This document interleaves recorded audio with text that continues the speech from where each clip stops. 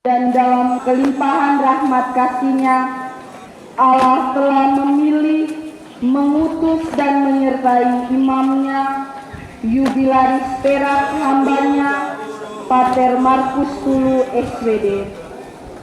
Orang yang banyak memiliki kelemahan justru menjadi alat yang nyata dan hidup di tangannya sendiri. Allah berkenan atasnya justru karena kelemahannya, agar di dalam Allah dia dikuatkan dan dimampukan. Jubilaris Perak Pater Markus Tulu SWD menyadari bahwa ziarah panjang menuju Perak Imamat 25 tahun hidup dan mengabdikan diri sebagai imam bukan tidak apa-apa dan bukan tanpa tantangan. Doa dan meditasi bercampur air mata yang sering tanpa sadar menetes membasahi pipinya dan tidak pernah diketahui siapapun telah menjadi sahabat karib baginya dalam menelusuri ziarah perjuangan hidupnya sebagai imam. Banyak kerikil tajam dan bara tempurung yang harus dipijaknya. Tidak sedikit gemuruh, gelombang dan badai dahsyat yang bahkan datang juga dari orang-orang terdekatnya, keluarga besarnya, dan orang-orang seasal yang hendak menguji dan mengasah ketegaran hatinya dalam perjuangan bersama Sang Gembala yang memanggil dan mengutusnya. Ingatlah, aku mengutus kamu seperti anak domba di tengah-tengah serigala. Dan seorang nabi diterima di mana-mana, tapi ditolak oleh orang-orang seasal dan sekampung dengannya, juga anggota keluarganya. Sabda-sabda awasan dari Yesus gurunya ini selalu terngiang dan direnungkan sebagai yang akrab menemaninya dalam seluruh perjuangannya, tapi diyakininya juga sebagai yang meneguhkan, dan semuanya hanya karena kasih setia Tuhan. Di tengah riak gelombang dan badai kehidupan yang selalu intim dengan perjuangannya itu, yang sering dia tandai dengan doa dan meditasi bercampur air mata mulia, ia kini tiba pada suatu perhentian sementara, yakni pelabuhan syukur Perak Imamatnya. Rahasianya telah ditemukannya sendiri, yakni setelah menggapai pelabuhan Perak, di sana masih luas terbentang hamparan samudra yang harus diaruninya dengan bantuan rahmat kesetiaan Tuhan menuju pelabuhan idaman yang ditunjuk Tuhan baginya. Saat ini cumalah istirahat sejenak saat menikmati lezatnya buah pengabdian hidup sebagai imam dalam kebersamaan dengan semua kita yang ada. Saat bersyukur atas kasih setia Tuhan yang sabar menuntun, sembari memohon kekuatan dan kebijaksanaan Allah untuk ziarah imamat yang akan dia lalui selanjutnya. Dalam rentangan ziarah imamat yang diyakininya sebagai yang masih panjang dan jauh ke depan itu, Jubilaris Perak Pater Markus Tulu SWD menyadari diri sebagai yang diutus ke medan bakti untuk belajar menjadi setia dari Yesus Sang Guru yang memanggil dan mengutusnya. Belajar mendengarkan apa yang Yesus katakan dan belajar mencontohi apa yang Yesus kerjakan.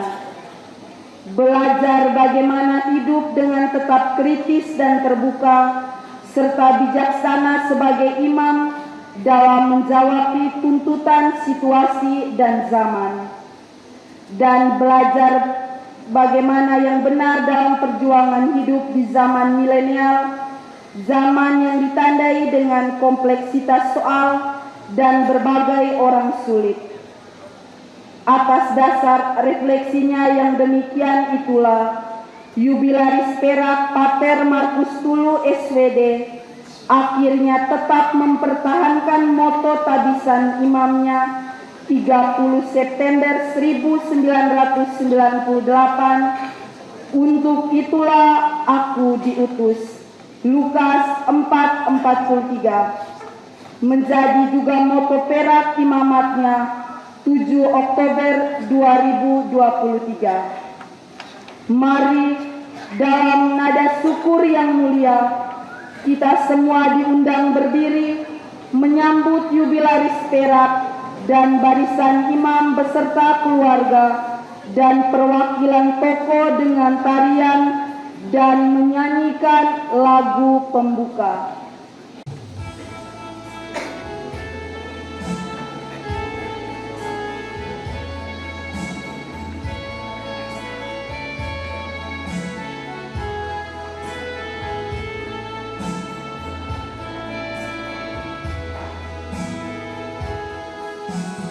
Mari kita Israel, oh kita sama-sama, Boga beraman dalam rasa Israel, Sangga Eropawi, untuk kita Israel, dua eta dulu kurang, daerah di penantanan,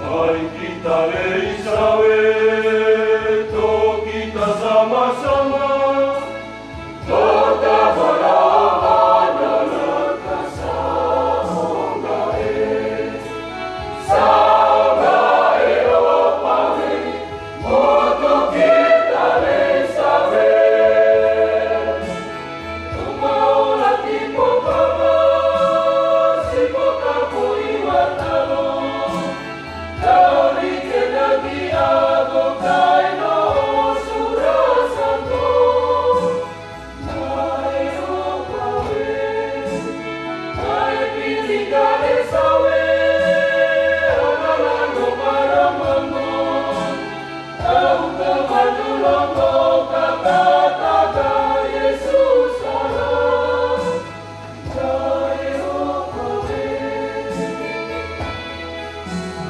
Mari kita Israel, oh kita sama-sama, Boga beraman dalam kasar Israel, Sangga Eropawi, untuk kita Israel, juga suku untuk kami, berkasa imaen hari, Tetamu esamo ngapanine di wasinua, naeo pawe, atira jamae dapa, kora beri mae denge, kedoka mapoto umaria no olo, naeo pawe.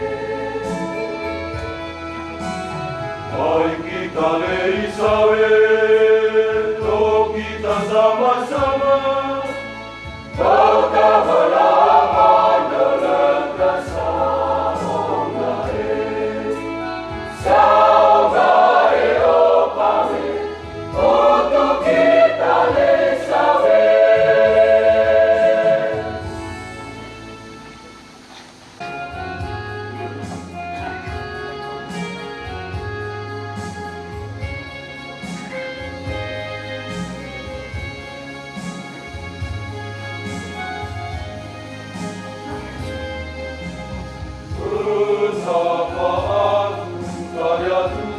bagi kita. Dirinya akhirnya yang hina. Jadi duka cinta membawa kabar gembira, menabur sabda Allah ke seluruh dunia. Dikala Tuhanku gembala utama, menuntun di kehidupan di jalan yang kutempuh. Ajaiblah karya-Mu Tuhan di dalam hidupku. Syukur puji sembah bagi-Mu sepanjang hidupku. Mari kita bersama-sama melakukan lagu puji dan syukur bagi Tuhan di surga, Bapa Maha Kasih. Ajaiblah cinta-Mu Tuhan berseri sepanjang masa. Dirinya apinya yang hina. Jadi duka cinta membawa kabar gembira, menabur sabda Allah ke seluruh dunia. Dikala Tuhanku gembala utama, menuntun di kehidupan di jalan yang kutempuh. Ajaiblah karya-Mu Tuhan di dalam hidupku. Syukur puji sembah bagi-Mu sepanjang hidupku. Dalam nama Bapa dan Putera dan Roh Kudus.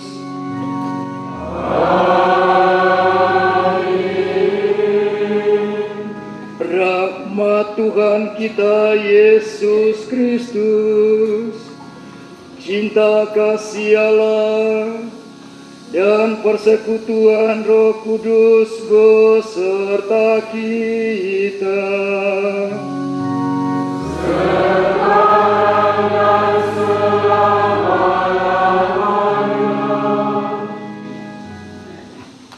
Romo Fikjen, Romo Piket Ende, Pater Wakil Provinsial SPD Ende dan anggota Dewan Provinsi SPD Ende, Pastor Paroki Santo Fransiskus Wolotopo, dan rekan-rekan imam yang saya kasihi. Biarawan, biarawati secara khusus, para buder yang selama ini tinggal serumah dengan saya di komunitas BSKND. Ada empu kamu yang juga saya kasihi, keluarga besar Jalaramba, keluarga besar Sawatalaki, keluarga ada empu dari pihak mama, keluarga besar Saolabo, keluarga ada empu kamu dari pihak bapak yang juga saya kasihi. Bapak Kepala Desa Ngalupolo, Ame Mosalaki, Ame Ataduanua, Ame Atalaki yang saya kasihi, yang saya banggakan. Tetamu saya yang saya mesti sapa secara khusus, senior saya K.E. Kopertino yang saya undang secara khusus untuk menjadi fotografer. Dia datang dari Bali. Sejak kemarin dia hadir dan ada di sini. Juga tamu saya yang saya mesti sapa secara khusus, Bapak Adi Kadias Salah bersama Ibu yang datang dari Surabaya, yang saya kasih, yang saya banggakan. Kelompok-kelompok umat yang secara khusus saya layani dari arah Ende Utara, ende timur, ende barat, ende tengah, juga ende selatan di pesisir pantai. Mereka yang adalah kelompok-kelompok khusus yang selama ini saya hadir untuk mereka dan saya undang mereka hadir bersama di sini. Kamu semua yang saya kasihi, para tamu undangan dari Ende, dari Kupang, dari Ruteng, Nagekeo, Ngada, Maumere, dan dari Papua, Jakarta yang saya kasihi, Imam Masjid Ngalupolo yang saya kasihi, ibu, bapak, saudari-saudaraku terkasih. Mencari tempat yang sunyi untuk kontemplasi firman dan merayakan Ekaristi dalam hidup sebagai seorang imam yang banyak memiliki kelemahan seperti saya sadar itu adalah dasar kekuatan yang mesti saya timba untuk menjadi berdaya dalam pengabdian, dalam pemberian diri, dalam pelayanan kasih kemanusiaan untuk siapapun, kapanpun, dalam situasi apapun. Dan dalam melaksanakan tugas pengabdian dan pelayanan itu, saya selalu bertolak dari dua teks kitab suci yang saya pakai menjadi teks-teks bacaan hari ini. Dari Surat Rasul Santo Paulus kepada jemaat di Filipi, bagiku hidup adalah Kristus dan mati adalah keuntungan. Dan dalam Injil, saya meminjam kata-kata Yesus yang saya hidupi selama ini. Untuk itulah aku diutus. Bagiku hidup adalah Kristus dan mati adalah keuntungan yang berujung. Untuk itulah aku diutus, dijembatani dengan tugas-tugas yang berat, dengan tugas-tugas yang sulit, terutama yang berkaitan dengan pembelaan hak-hak masyarakat banyak, yang berkaitan dengan tugas-tugas perutusan dalam soal keadilan, kebenaran, dan kemanusiaan. Dalam berhadapan dengan tugas yang berat namun mulia itu, saya mengalami betapa saya diteror, betapa saya diancam dengan sogokan amplop miliaran rupiah, betapa saya diancam untuk digilas dengan mobil-mobil mewah. Semuanya itu sudah saya terima sejak pergumulan dan pergulatan saya yang bersumber dari kontemplasi firman dan perayaan Ekaristi. Untuk sebuah pelayanan kasih kemanusiaan, untuk menegakkan keadilan dan memperjuangkan kebenaran, resiko mati, dimatikan dengan cara apapun, sudah rela kutanggung. Karena Yesus menegaskan, seorang nabi diterima di mana-mana, tapi ditolak di negeri asalnya, di tengah keluarga dan kampung halamannya, dan oleh orang-orang dekatnya. Dan Yesus juga mengingatkan saya, engkau bagaikan domba yang kuutus ke tengah-tengah serigala. Statement-statement biblis itulah yang sering mengancam saya untuk bisa menangis dalam kesendirian bercampur dengan kontemplasi firman dan penghayatan Ekaristi.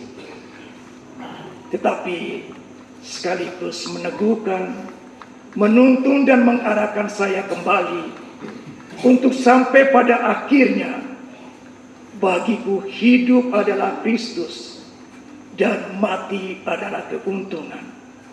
Sebab untuk itulah aku diutus. Menyadari segala kedosa dan kelemahan diriku dan kedosaan kita semua yang hadir dan ada di sini, mari di awal perayaan Ekaristik syukur ini kita mohon ampun. Kita nyatakan sesal dan tobat hati kita dengan menyanyikan Tuhan kasihanilah kami.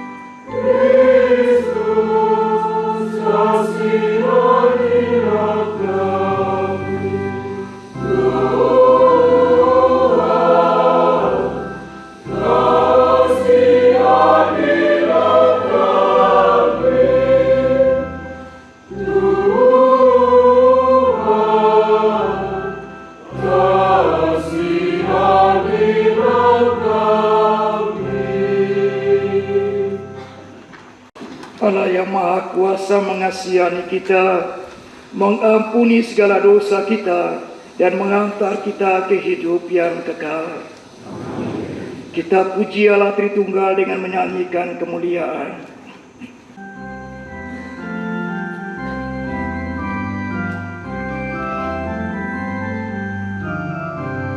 Dan damai di bumi, dan damai di bumi, kepada orang yang berkenan padanya.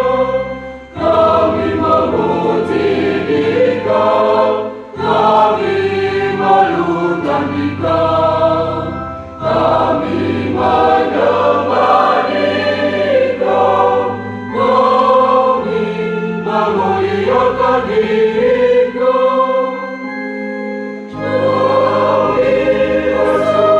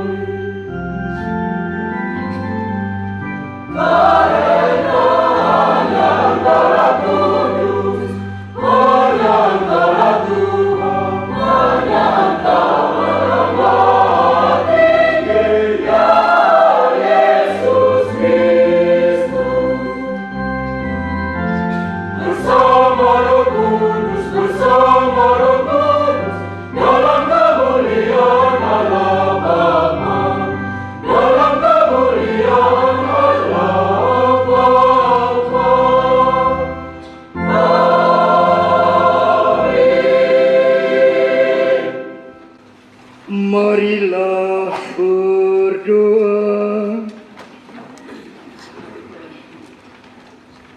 Allah yang setia janji dan penuh kasih, Engkau telah memilih para nabi dan rasul-rasul-Mu untuk membebaskan dan melepaskan umat-Mu dari belenggu dosa dan menuntun umat-Mu kepada keselamatan yang Engkau janjikan. Engkau senantiasa setia dan selamanya menyelenggarakan dan menyertai hidup kami.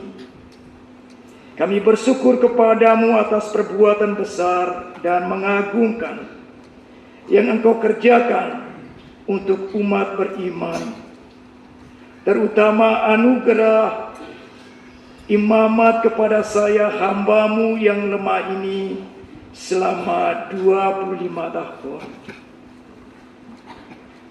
Karena kasih setiamu yang dasar dan keyakinanku akan kerahiman-Mu dan bantuan rahmat-Mu membuat saya sanggup mengabdi-Mu dalam melaksanakan tugas dan tanggung jawab yang Engkau percayakan kepadaku selama 25 tahun ini.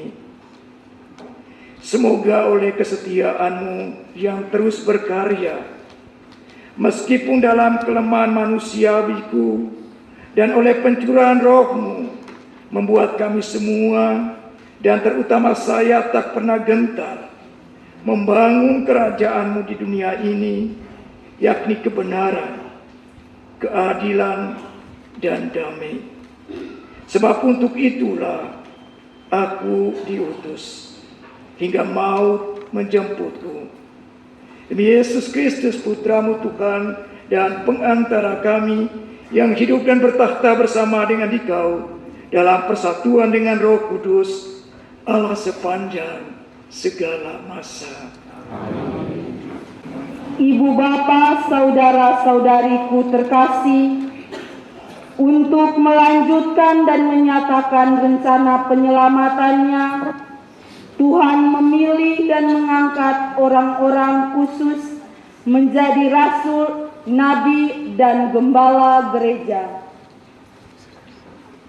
Sebagai orang-orang yang dipilih dan diutus, hendaknya mereka tetap menyatakan kesiapsiagaan dalam keberanian dan kesetiaan untuk mengorbankan dan mempersembahkan diri demi terlaksananya rencana dan kehendak Allah.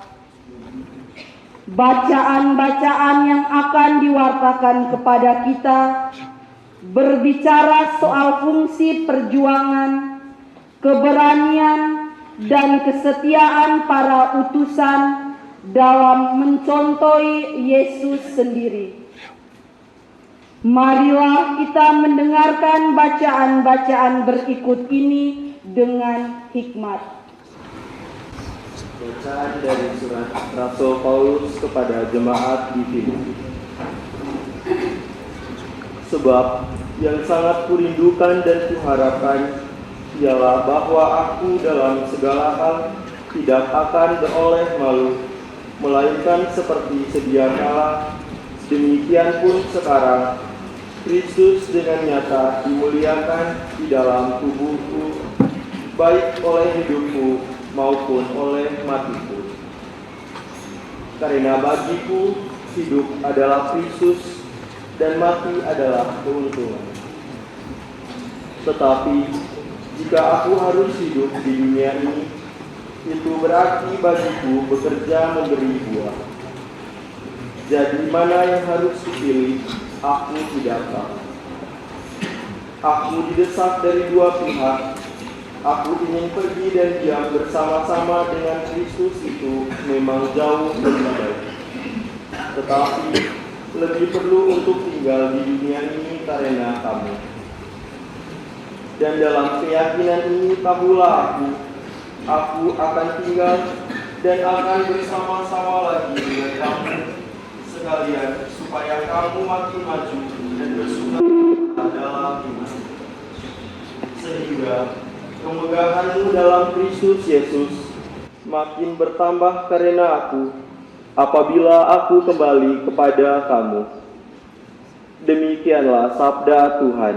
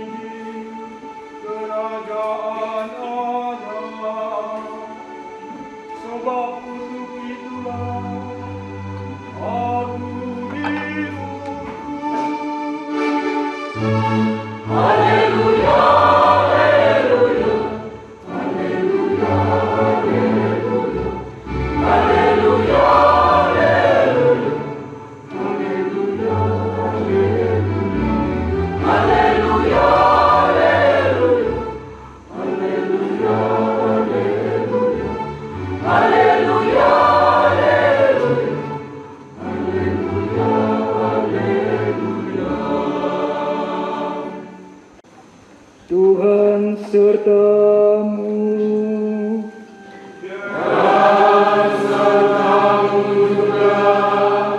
Inilah Injil Yesus Kristus menurut Santo Lukas.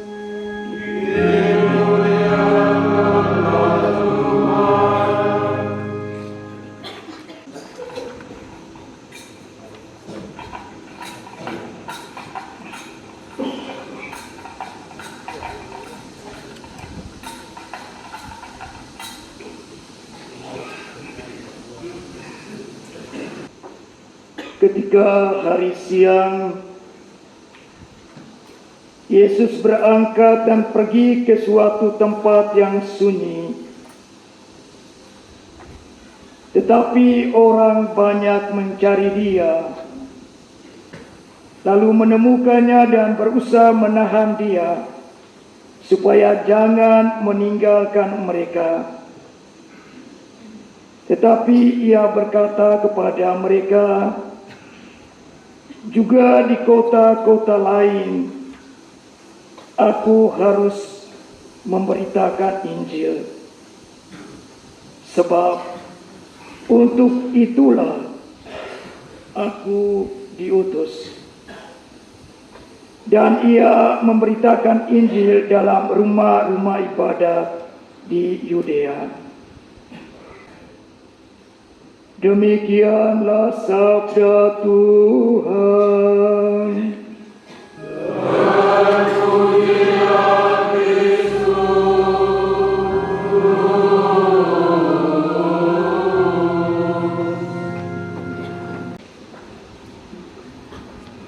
Kita semua yang dikasihi Tuhan, selamat siang. Pater Markus, biar supaya aku ada, kadang-kadang ame, terserah dia. Mau mesa.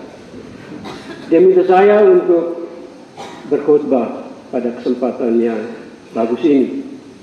Tadi waktu dengar kata pembukaan, saya pikir-pikir, saya mau omong apa lagi. Markus sudah omong semuanya.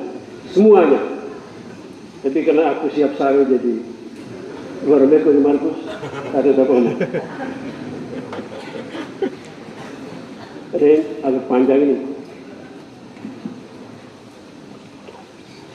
Kita semua yang dikasihi Tuhan, saat ini kita berhimpun di sekeliling altar Tuhan, diajak oleh Pater Markus untuk bersyukur atas panggilan menjadi imam yang dianugerahkan cuma-cuma oleh Tuhan dan telah dijalaninya selama 25 tahun. Ia mengajak kita untuk bersyukur atas karunia tabisan yang oleh tabisan itu perutusan yang dipercayakan Kristus kepada para rasulnya boleh dilanjutkan sampai akhir hayat oleh dia, Markus, seorang anak petani dari desa ini yang akses fisik ke kampung tetangga dan dunia luar dihimpit oleh jurang dan perbukitan, diempang oleh gelora laut yang ganas pantai selatan. Saudara-saudari, bacaan kitab suci yang baru saja kita dengar memberi gambaran tentang hidup dan karya seorang imam. Rasul Santo Paulus dalam suratnya yang ditulis dalam penjara untuk umat Filipi menyatakan sukacitanya tinggal dalam Kristus dan Roh-Nya, mendorong umat untuk tetap bersatu, terutama menghadapi sikap permusuhan tetangga, menasihati supaya bersatu dan terus merendahkan diri seperti Kristus, dan mengajak semua orang untuk berbangga dalam Tuhan. Lalu Injil menyinggung tentang penampilan Yesus di Galilea, di kampung halamannya di Nazaret. Ia berkhotbah dan menyembuhkan orang-orang sakit. Orang-orang takjub, dipuji dan disanjung. Tetapi kemudian orang-orang sekampungnya itu berbalik menjadi iri hati dan benci, sampai-sampai mau membunuhinya. Ia dimusuhi. Tetapi situasi permusuhan itu tidak mematahkan niatnya untuk terus melaksanakan tugas memenuhi rencana Bapa Allah. Karena itu dia ke kampung tetangga Kapernaum. Dia tinggal sehari di Kapernaum. Di situ ia juga tampil sebagai seorang pengkhotbah yang berwibawa, menyembuhkan orang-orang sakit, antara lain mertua Petrus yang sakit demam waktu itu, dan mengusir setan-setan. Orang-orang heran. Mereka kagum atas ajaran dan tindakan-tindakannya yang memperlihatkan kuasa ilahi. Orang melihat dia datang untuk membebaskan orang dari segala hal yang membelenggu mereka, apakah itu iblis, penyakit, atau penderitaan lain yang merupakan beban mereka. Karena itu mereka berusaha menahan dia supaya tinggal bersama mereka. Tetapi dia berkata kepada mereka, juga di kota-kota lain aku harus memberitakan Injil Kerajaan Allah, sebab untuk itulah aku diutus. Saudara-saudari, dengan ucapannya ini, Yesus mau menunjukkan bahwa ia tidak terikat pada salah satu kelompok atau suatu tempat tertentu. Ia diutus untuk segala orang. Ia diutus ke semua tempat. Diutus kepada segala bangsa. Ia diutus untuk mewartakan kabar gembira. Saudara-saudari seiman, ini saya baca dari Katekismus Gereja Katolik nomor 1583, mengatakan sakramen-sakramen pembaptisan, penguatan dengan Ekaristi itu sakramen-sakramen yang memberi rahmat yang dibutuhkan seseorang supaya dia bisa hidup sesuai dengan Roh Kudus dalam hidup ini, dalam penziarahan menuju tanah air abadi. Jadi sakramen yang diberikan kepada seseorang untuk orang itu sendiri. Tetapi seorang imam seperti Pater Markus menerima sakramen baptisan adalah pertama-tama diarahkan untuk kepentingan keselamatan orang lain. Mereka ditabiskan untuk menggembalakan gereja dengan sabda dan rahmat Allah, untuk mewartakan kabar gembira kepada orang lain. Karena itu, sehubungan dengan perayaan syukur imamat yang menjadi tema utama kita hari ini, kita bisa simpulkan bahwa kita hadir diajak oleh Pater Markus untuk bersyukur karena kehidupan dan karya seorang imam adalah untuk keselamatan kita. Hidup dan karya seorang imam pertama-tama adalah untuk umat. Kita bersyukur karena itu. Seperti Paulus yang meski dalam penjara sekalipun tidak memikirkan dirinya, tetapi berbuat sesuatu untuk umat. Seperti Yesus yang meski disalah mengerti oleh orang-orang sekampung, tetap tidak putus asa. Seorang imam adalah pertama-tama untuk umat. Memang oleh pelayanannya kepada orang lain, seorang imam juga memberi sumbangan untuk keselamatan dirinya sendiri. Oleh itu, pada momen yang berbahagia ini, saya ajak kita merenungi kembali siapa itu seorang imam dalam hubungannya dengan umat. Seorang imam umat. Beberapa pikiran berikut kiranya membantu kita. Pertama, saya tujukan renungan ini untuk rekan-rekan saya imam. Tapi yang bukan imam boleh dengar juga. Mencermati 27 variabel kegiatan pelayanannya selama 25 tahun seperti yang tertera dalam kitab undangan yang ditujukan kepada kita oleh Pater Markus, saya teringat akan apa yang pernah saya baca ditulis oleh Romo Mangunwijaya. Sebagai seorang gembala, demikian Romawi, kita imam sering terperangkap dalam situasi mendadak. Tidak jarang kita dihadang pertanyaan praktis, bagaimana dengan realisme yang sehat dan tanpa lika-liku pemikiran logik kita bisa mendapat semacam ketangkasan dan kepekaan yang benar-benar praktis, namun setia kepada Injil untuk mengolah masalah pengabdian kita secara wajar-wajar saja, low profile. Ini sungguh tidak mudah, apalagi untuk kita rekan-rekan yang dulu waktu di seminari dididik secara ketat dalam iklim silogisme, lengkap, komplit, mayor dengan mayor minor, dan dengan persyaratan-persyaratan untuk satu kesimpulan yang full dan non-full. Untuk mudanya, selain Rasul Santo Paulus dan Yesus sendiri, Romawi angkat 3 figur sebagai contoh untuk kita imam, semacam simbol karakteristik seorang imam yang mengabdikan dirinya untuk umat, seorang imam umat. Figur 1 itu Kopernikus, Nikolaus Kopernik. Dia ini seorang astronot Polandia, ahli ilmu perbintangan dari Polandia, hidup pada tahun 1473 sampai 1243. Dia memperkenalkan teori heliosentrik bahwa tata surya berpusatkan matahari.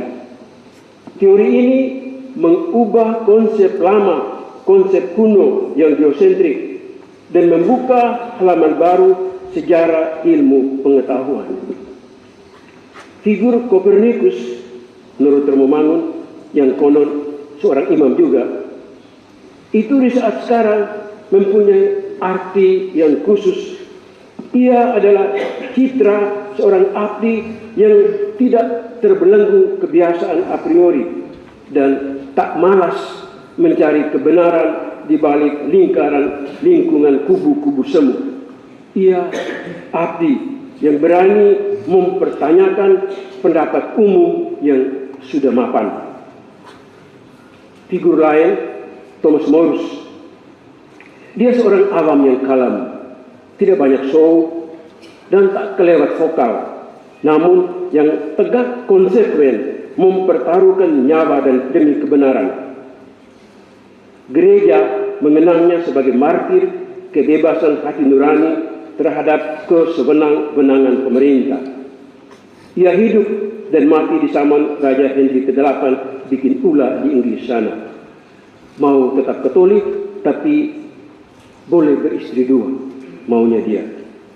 Sayang, mestinya dia hidup di zaman ini dan di sini, supaya gereja di sini tidak lagi lebih ditentukan oleh selera zaman atau selera politik, tapi tetap selalu dan selamanya ditentukan oleh Yesus Kristus sendiri, sebagaimana pernah disinggung oleh Tom Jacobs dalam salah satu tulisannya. Itu figur 2. Figur yang satu lagi yang bisa dinilai sebagai satu figur yang menggelikan, kita kenal dia dari kitab suci Perjanjian Lama. Bahwa dulu dia pengecut, boleh-boleh saja, atau pahlawan bisa juga. Dialah Nabi Yunus. Rekan-rekan imam, berhadapan dengan umat, seorang imam sering berada dalam posisi Kopernikus.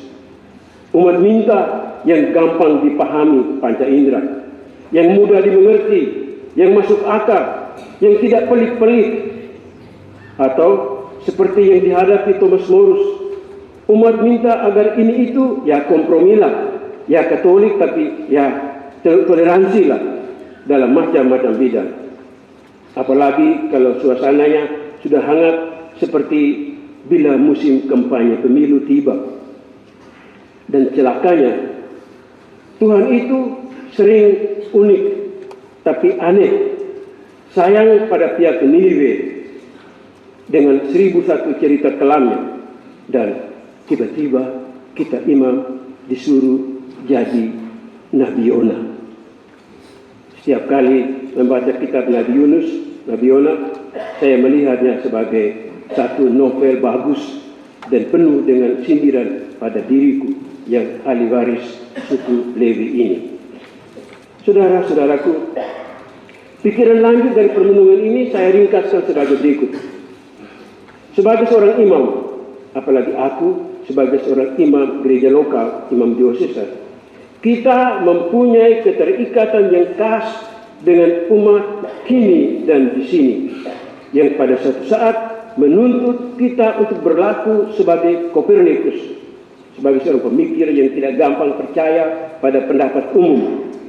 Pada saat yang lain, sebagai Thomas Morus, seorang yang tegas, fortiter in re, dan setia pada Kristus. Karena itu mesti suaviter in modo. Dan pada saat tertentu yang lain lagi, sebagai Nabi Yona, meskipun mendongkolkan, tapi kita harus berbuat sesuatu untuk umat kita. Pater Markus dan rekan-rekan imam, imamat Kristus yang kita sandang pasti indah sekali terlukis dalam keheningan refleksi pribadi kita bila hari menjadi malam dan roda kegiatan siang terhenti sejenak. Ia terlukis cantik dalam penghayatan pribadi kita terhadap peristiwa dan situasi, baik yang menyenangkan maupun yang tidak menyenangkan. Namun pengalamanku menggoreskan, ia akan lebih tampak mempesona dalam jawaban kita terhadap situasi umat yang Tuhan percayakan kepada kita. Umat yang kadang sebagai domba tak bergembala. Nah, pikiran panjang lanjut adalah, siapakah umat itu? Saya lihat, teman-teman, ada 3 kelompok khusus dari umat yang harus mendapat perhatian khusus kita pula. Pertama, kelompok umat yang saya namakan saja belum selesai, belum siap, yaitu anak-anak, remaja, dan kaum muda. Boleh masuk ke dalam kelompok ini pesutri muda. Mereka itu kelompok yang butuh tahu banyak. Mereka ingin mencari kenyataan, kebenaran, dan tujuan serta arti hidup demi masa depan mereka. Mereka butuh rasa aman dan perhatian, karena mereka sering gelisah akibat membeludaknya perubahan-perubahan pada diri mereka sendiri dan pada masyarakat. Mereka juga butuh kesempatan untuk menyatakan ekspresi diri mereka, untuk menampilkan akunya. Mereka tak mau dibilang anak, meskipun mereka sadar mereka memang belum dewasa. Mereka membutuhkan perhatian khusus imam. Kelompok kedua saya namakan kelompok yang sudah siap, yang sudah dewasa. Mereka adalah orang-orang tua, orang-orang dewasa yang prihatin terhadap kehidupan anak-anak mereka, akan kehidupan moralnya, pendidikannya, dan masa depannya. Mereka adalah orang-orang yang prihatin terhadap kebahagiaan keluarganya, akan kehidupan ekonomis, kesehatan, dan kerohanian, dan akan daya tahan supaya tetap eksis sebagai pribadi menghadapi perubahan demi perubahan yang dipertontonkan zaman ini. Mereka adalah orang-orang yang prihatin terhadap karier pribadinya. Mereka ingin berhasil dalam tugasnya, berhasil menjadi orang baik dalam masyarakat dan lingkungan bertetangga, juga berhasil dalam kehidupan bergereja. Mereka adalah orang-orang yang prihatin terhadap kehidupan gereja. Mereka merindukan kita sebagai imam-imamnya mesti begini dan begitu, dan tidak harus begitu dan begini. Mereka merindukan gereja yang bersikap netral terhadap negara, tapi tegas dan prinsipil. Mereka lah yang membutuhkan perhatian kita. Kelompok ini satu lagi, yaitu kelompok umat yang tersisihkan, yaitu mereka yang biasanya dijuluki dengan ungkapan-ungkapan yang bernada menghina seperti pemabok, penjudi, pemalas, miskin, melarat, dan yang sebangsanya, yang biasanya dicerca oleh para pihak, mungkin juga oleh kita yang merasa diri lebih berhasil dari mereka. Mereka juga adalah umat kita. Bagaimanapun pemabuknya mereka, bagaimanapun malasnya dia, tidak bijaksananya seorang, munafiknya si Polan, dan entah apa lagi, mereka juga berhak asasi dihormati oleh masyarakat dan diterima sebagai sesama manusia dan diberi bantuan. Justru karena mereka juga seorang manusia sesama ciptaan Tuhan yang secitra. Pada umumnya sudah cukup berat bagi mereka kalau insaf bahwa dirinya berlainan dari orang lain. Sama sekali tidak perlu beban mereka diperbesar dengan menghinanya karena kelainan tersebut. Mereka berhak diberi perhatian lebih daripada orang biasa yang tidak membutuhkan perhatian khusus. Perhatian dalam arti penghormatan dan understanding. Kristus yang imamatnya kita sandang, bukankah telah sendiri terseok-seok hingga ke tengah durik dan belukar mencari satu yang tersesat dari sekian banyak domba lain yang sedang merumput ria di padang gembalaan. Kristus tidak menghendaki kita bersikap masa bodoh terhadap mereka, karena dengan bersikap masa bodoh kita hanya akan menambah putus asa mereka. Putus asa karena insaf bahwa dirinya lain dari orang lain, dan putus asa yang kita timpakan ke atas mereka karena tidak mau membantu mereka mengatasi problem hidup mereka. Bulu yang terkulai tidak pantas dipatahkan. Saudara-saudariku, para imam, kalau dalam refleksinya Pater Markus menghitung ada sejumlah 27 variabel karya yang dia emban selama ini dalam kategori sebagai formator, sebagai penulis, pemberi renungan, penyusun makalah-makalah untuk diskusi dan pertemuan-pertemuan ilmiah, kegiatan-kegiatan advokasi, staf berbagai komisi kerasulan, dan pimpinan pada beberapa lembaga serikatnya. Saya kira adalah untuk menjawab keprihatinan yang dirasakan umat ini. Adalah untuk mengabarkan kabar baik bagi umat. Ya, rekan-rekan imamku, kata magister saya di Nederland dulu, almarhum Pater Van Sipal, dia bilang, "We are men of God and men for others." Kita ini orangnya Tuhan, tapi adalah untuk orang lain. Ini sapaanku untuk saudara-saudaraku imam. Kedua, saya tujukan renungan ini untuk umat sekalian, terutama untuk umat Paroki Bolotopo, khususnya dari stasi Ngalupolo. Rekan-rekan imam tidak dilarang untuk turut juga dengar. Abile bame bebata ada jika itu kebelah kita disawit. 25 tahun yang lalu, beberapa saat menjelang Pater Markus ditabiskan, kita berdoa di depan altar. Doa kita lulula kau ria sa ulu tanah, kau bebas alamata, kau atawibi lama sa nala olo, tolo se kami ga, pemila sebisa ketas kelah. Kami ga 1000 rana, rina mina o semasa.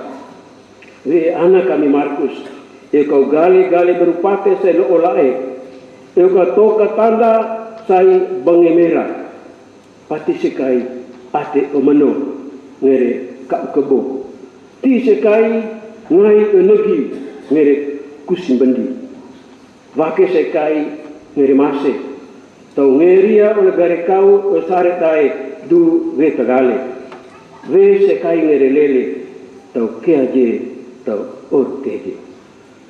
Kemudian ketika uskup Pentatis menanyakan kita, apakah Markus layak untuk ditabiskan menjadi imam, kita pun dengan lantang menjawab, kami kunu one ana saop.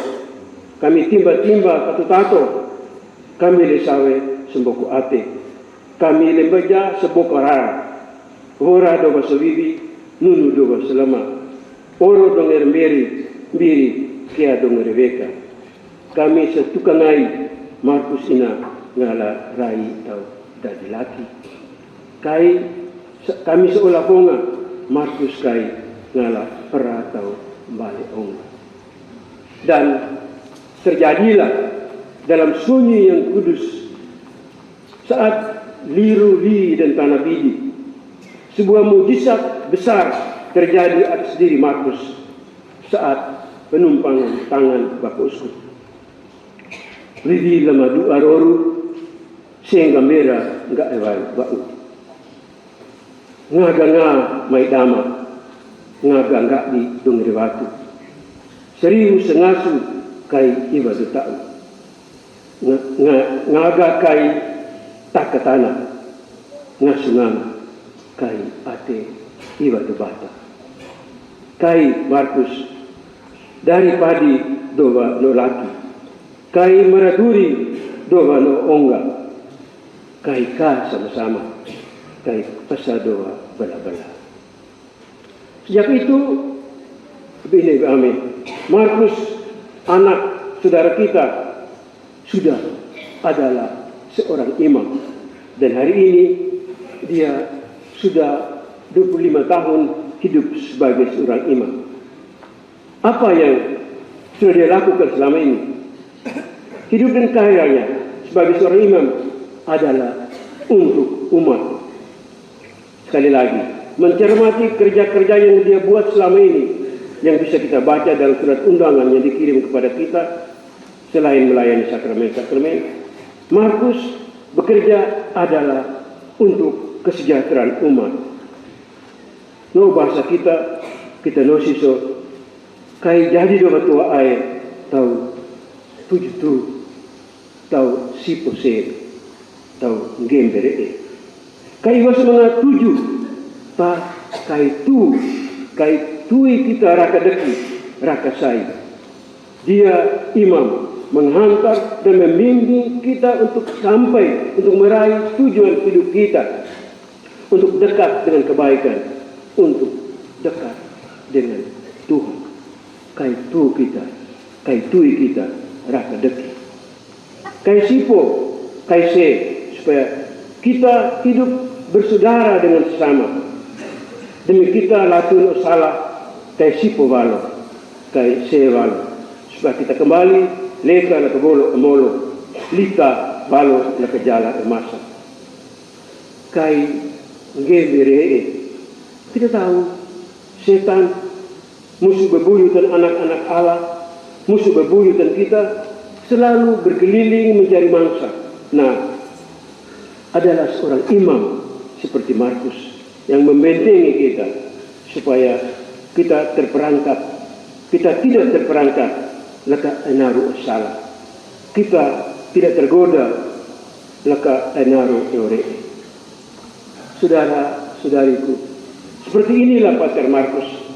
Seperti inilah kehadiran seorang imam di tengah kehidupan kita.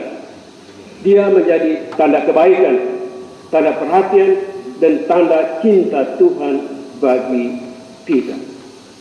Tuhan tidak mati dalam kehidupan kita. Tuhan tetap ada. Dan seorang imam adalah tanda mata dari Tuhan untuk kita.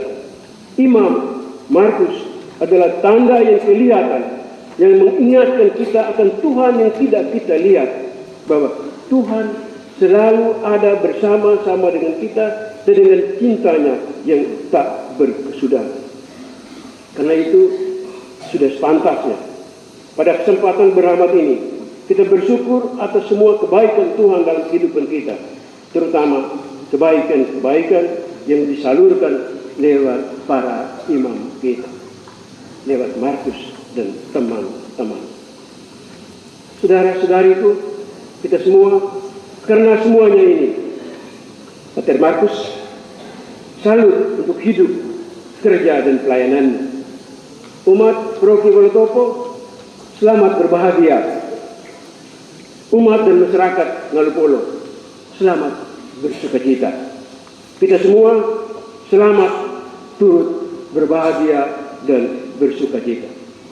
Semoga Tuhan memberkati kita. Ibu bapak, saudara-saudariku terkasih, sekarang sambil memegang lilin bernyala Jubilaris perak Pater Markus Tulu SWD akan membaharui janji imamatnya. Mari kita mengikutinya dengan hikmat. Kita membukanya dengan menyanyikan bersama Veni Creator Spiritus.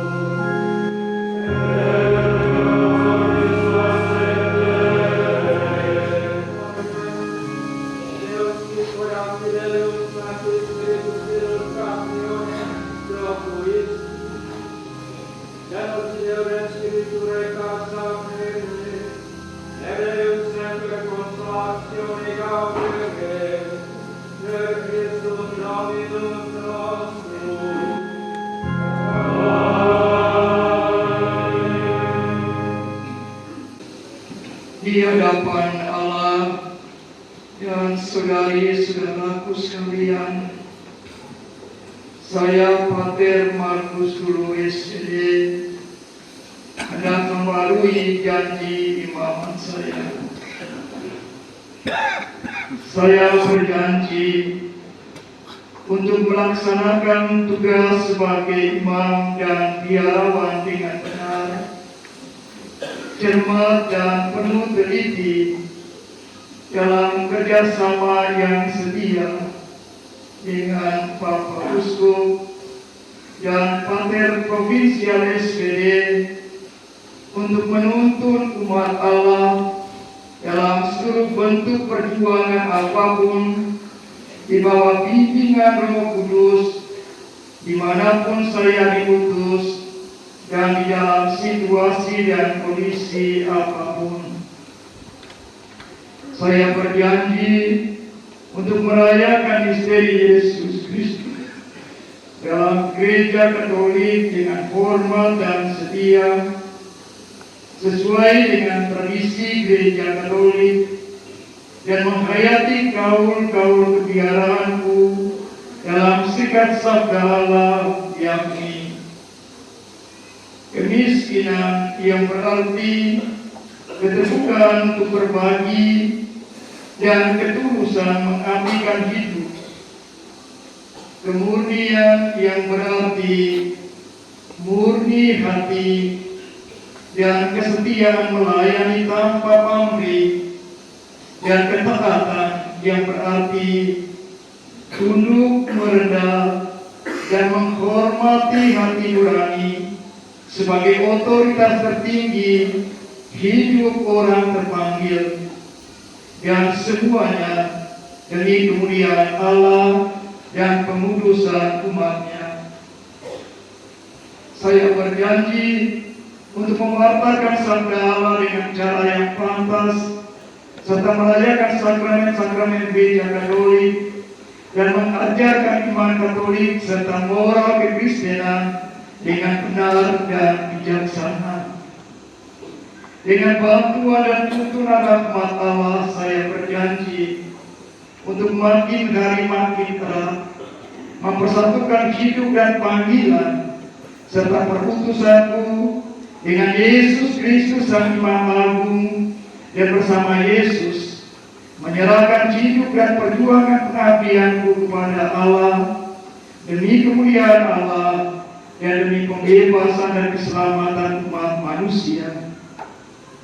Demikianlah janji imamat yang saya perbarui hari ini dengan bantuan rahmat Allah dan dengan doa Bunda Maria, Ratu para Imam, doa Santo Markus Penginjil dan pelindungku, doa leluhur, orang tua dan saudari-saudaraku yang telah mendahuluiku.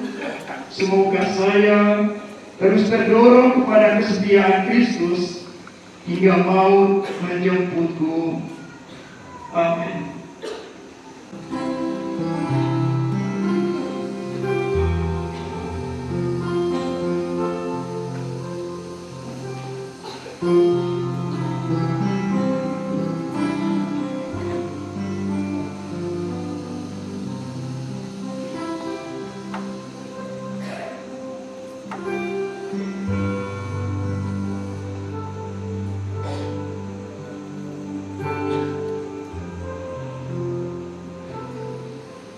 Saudara-saudari, mari kita berdiri.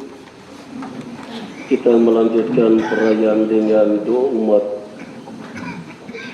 Tuhan penentu arah kehidupan dan peziarahan imamat, hanya kepadamu kami percayakan hidup dan masa depan panggilan kami masing-masing. Karena itu kami mohon, dengarkanlah doa-doa kami sebagai ungkapan iman dan penyerahan diri kami nan ikhlas ke hadapan-Mu. Bagi para pemimpin gereja dan pemerintah di wilayah Keuskupan Agung Ende, Provinsi SWD Ende, dan Kabupaten Ende. Ya Bapa, tunjukkanlah berkat dan kehendak-Mu bagi para pemimpin gereja, kongregasi, dan pemerintah wilayah ini, agar dengan bantuan rahmat-Mu mereka mampu tampil untuk mengabdikan diri dalam melayani sesama dengan bersikap adil dan bijaksana untuk mencapai kesejahteraan bersama. Marilah kita mohon bagi kelompok masyarakat yang ditindas, diperlakukan tidak adil, dirampas haknya, dianiaya, dan dijadikan korban.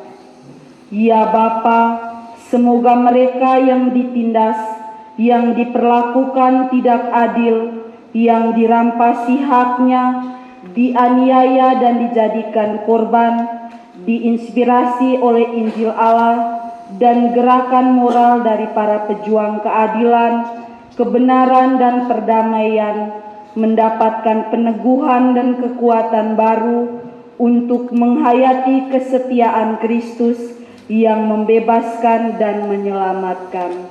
Marilah kita mohon bagi anggota keluarga besar Sao Jalaramba, Sao Atalaki, Sao Labo, dan panitia syukur perak jubilaris. Ya Bapa, penuhilah hati semua mereka ini dengan rahmat sukacita hidup dan senyum kegembiraan, karena boleh bersyukur menyaksikan rahmat imamat yang masih bertumbuh dalam diri Pater Markus Tulu SWD. Semoga kedepannya mereka semakin berusaha mendukungnya dengan membangun hidup rukun, damai, penuh kasih, penuh perhatian, saling menolong dan saling meneguhkan satu sama lain. Marilah kita mohon bagi Serikat Sabda Allah, Keuskupan Agung Ende, pendidik, penjasa, penderma, sahabat kenalan, dan teman-teman seangkatan dari bangku SD, SMP, SMA, KPA, novisiat, STFK Lero, dan Magister Hukum UGM Yogyakarta. Ya Bapa, ganjarilah mereka semua ini yang telah berjasa untuk kehidupan Pater Markus Tulu SWD selama ini. Mereka telah menyertai, menuntun, membantu, membimbing, menegur dan mengarahkan diri waktu ke waktu hingga jubilaris merayakan syukur perak imamatnya hari ini. Semoga SWD dan Keuskupan Agung Ende terus bertumbuh dan berkembang dalam misi mulia Allah, pewartaan sabda, dan pelayanan sakramen-sakramen gereja. Semoga sahabat kenalan, penjasa, pendidik, penderma, dan teman-temannya mendapatkan berkat dengan rezeki berlimpah dalam setiap hidup dan usaha mereka. Marilah kita mohon bagi Pater Markus Tulu SWD, jubilaris perak imamat. Ya Bapa, teguhkanlah dan kuatkanlah Pater Markus Tulu SWD, jubilaris perak imamat ini untuk langkah hidup, pengabdian, dan perjuangannya selanjutnya, agar hamba-Mu yang hina ini semakin mengandalkan kesetiaan Engkau Tuhan yang menyertainya. Semoga dalam pengabdian dan perjuangan bentuk apapun, kapanpun dan dimanapun dia diutus, kehadirannya mendatangkan kegembiraan, sukacita, penghiburan, dan pembebasan. Sebab untuk itulah dia diutus. Marilah kita mohon bagi kita semua yang hadir dalam perayaan syukur perak imamat ini. Ya Bapa, peristiwa hari ini mengundang kami untuk semakin memahami dan meyakini kebesaran-Mu dan tidak takut mengambil bagian dalam pelayanan, pengabdian, dan perjuangan bagi sesama, dan menjadikan hidup kami tanda berkat-Mu bagi mereka. Marilah kita mohon, kabulkanlah doa kami ya Tuhan. Allah Bapa yang Maha Kuasa dan Kekal, inilah luapan hasrat dan kerinduan hati kami yang kami ungkapkan kepadamu dengan penuh iman dan pengharapan. Sudilah Bapa mendengarkan dan mengabulkan semuanya, dengan pengantaran Kristus Tuhan kami. Ibu bapa, saudara-saudariku terkasih, kini kita memasuki liturgi Ekaristi. Seorang imam diurapi Tuhan untuk mempersembahkan kurban bagi dirinya sendiri, bagi umat Allah, dan bagi seluruh gereja. Ia dikuduskan Tuhan untuk membawa korban gereja umat Allah dalam perayaan Ekaristi.